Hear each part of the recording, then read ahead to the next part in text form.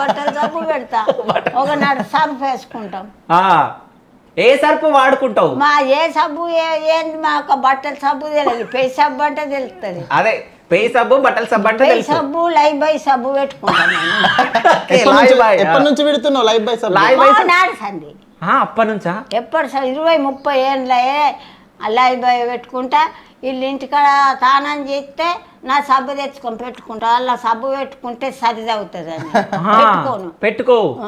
లాయిబాయ్ సబ్బు వాడతావు కాబట్టి మంచిగా అందంగా ఉన్నావు, మహాలక్ష్మి లాగా. అది మంచిగా ఉంటుంది.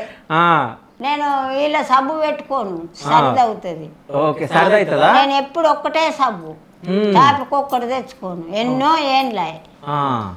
సో అసలు వీడియోలు ఎందుకు చేయాలనుకున్నావు నాన్నమ్మతో? నేను నార్మల్ ఇట్లా నేను క్యాజువల్గా కూర్చున్నప్పుడు, నేను హైదరాబాద్లో ఉన్నప్పుడు ఈ థాట్ లేకుండే. హైదరాబాద్లో ఉన్నప్పుడు నార్మల్గా ఫుడ్ బ్లాగ్ చేద్దామని ప్లానింగ్ ఉండే.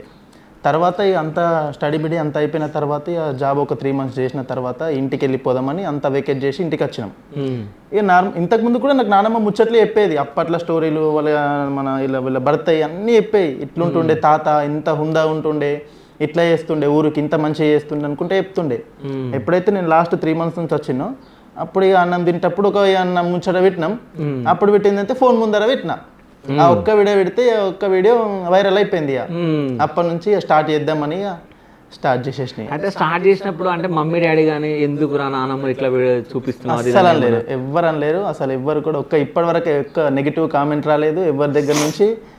అసలు ఇప్పటి వరకు అనలేరు. ఎప్పుడు ఎవరి దగ్గరికి వెళ్ళినా అందరు పాజిటివే.